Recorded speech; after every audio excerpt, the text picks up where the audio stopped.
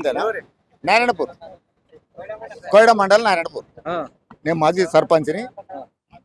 చెప్పండి, అడగండి. ఏం చెప్తారు, ఎట్లుంది పాలన, ఎట్లుంది? బాగానే ఉంది.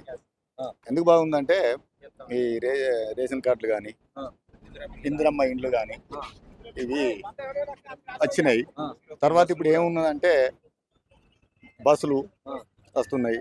ఏమన్నా నారాయణపూర్లో అయితే 2 బ్రిడ్జీలు మంజూరైనాయి మాకు. అవి త్వరలో అవుతాయి. వాటి కొరకు పనులు అయితే బాగానే నడుస్తున్నాయి. డెవలప్మెంట్ అవుతుందా కాంగ్రెస్ ప్రభుత్వంలో? అవుతుంది.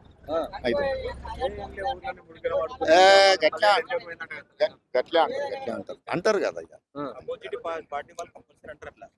కాకపోతే అంటే మనం రేవంత్ రెడ్డి పరిపాలన పర్ఫెక్ట్ ఉంది, చాలా బాగుంది. గతం కంటే ఇంత కొద్దిగా మెరుపే ఉంది. కేసీఆర్ ఉన్నప్పుడు డెవలప్మెంట్ ఉన్నాయి అంత. ఇప్పుడు అంత హామీలు ఇచ్చాడు తప్ప చేసేది ఏం లేదు. కాంగ్రెస్ టీఆర్ఎస్ వాళ్ళు అయితే ఇప్పుడు ప్రస్తుతానికి మాకు బ్రిడ్జ్ శాంక్షన్ చేశారు. కంపల్సరీ మాకు అయితేనేవి. మా ఊళ్ళో పోవడానికి కూడా దారి లేకుండే. వరదలు వచ్చినా ఏది వచ్చినా కూడా మా ఊళ్ళో పోవడానికి అది ఏం లేకుండే. ఈ రోజు మాకు పొన్నంరావు గారు వచ్చి మాకు బ్రిడ్జ్ శాంక్షన్ చేసిండు. కంపల్సరీ మాకు పోవడానికి అవకాశం చేసిండు. బస్సులు గతంలో కూడా పిల్లలు పోవడానికి బస్సులు లేకుండే. ఈ రోజు 2 బస్సులు వేసి పిల్లలకు మంచి శిక్షణ కోసం చేస్తున్న పొన్నంరావు గారికి చేతిరెడ్డి దండం పెడతాం మేము. ఎందుకంటే మా గతంలో కూడా ఇల్లు కట్టుకుంటే గరీబోనికి చాలా కష్టం ఉండే. ఈ రోజు ఇందిరా మిల్లు సాక్షం చేసి గరీబోళ్లకు న్యాయం జరుగుతుంది. ఎంత ఉన్న వాళ్ళకి జరిగింది, దళితుల కంటే ఎవరికి జరగలే. ఈ టైంలో అవుతుంది. ఇంకా ఇచ్చిన 6 గ్యారెంటీలు అయితే కదా ఇంకా 3 సంవత్సరాలు అది ఇప్పుడే ఉన్నది కదా.